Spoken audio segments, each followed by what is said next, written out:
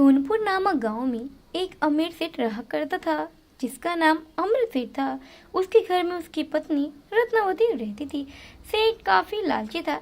एक बार जब वह अपनी पत्नी के साथ चाय पी रहा था तभी दरवाजे पे कोई आया तो सेठ बोला, अरे ओ चंपक, कब चुकाओगे मेरे सारे पैसे? काफी समय हो गया, तुम मेरे पैसे अभी तक नहीं लौटाए।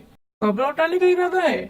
तब उधर से गरीब बोलता है कि सेठ जी, मेरे पास उतना पैसा नहीं है, जब होगा तब दे दूंगा। सेठ जी, मुझे कुछ और दिन दे दीजिए प्लीज, क्योंकि मेरे पास उतना टाइम नहीं है कि मैं चुका पाऊँ। तब उधर से सेठ बोलता है कि अगर तुम मुझे मेरा पैसा 24 घंटा के अंदर नहीं चुकाओगे तो मैं तुमसे तुम्हारा भैंस छीन लूंगा।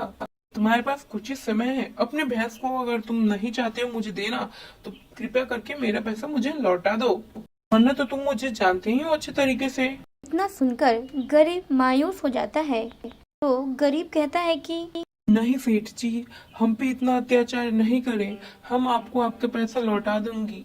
प्लीज मुझे कुछ और दिन दे दीजिए, मैं आपका पैसा सूद समेत आपको कुछ ही दिन में लौटा दूंगा। लेकिन सेठ नहीं मानता और वहां से चला जाता है।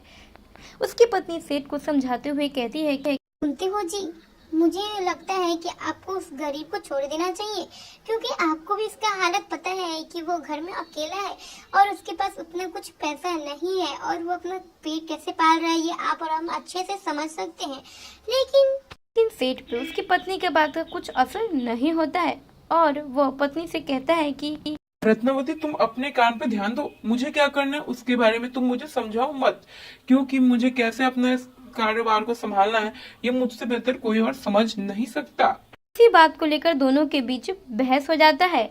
रत्नावती के कितना भी समझाने का असर सेठ के ऊपर कुछ भी नहीं होता है। रत्नावती सेठ से कहती है खाना लग गया है, खाने के लिए आ जाए। इन दोनों के बीच खाने के समय में भी झगड़ा हो जाता है, जहाँ पत्नी कहती है पति से कि सुनिए जी, खाना लग गया है, खा लीजिए, मुझे आज खाने का मूड नहीं है।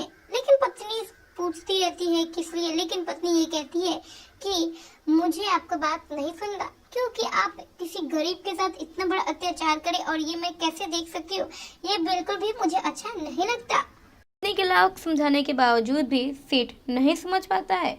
अब ये क्या होने वाला है ये देखते हैं। सेठ पत्नी के ऊपर काफी ज्यादा गुस्सा करता है और वहाँ से चुपचाप चला जाता है।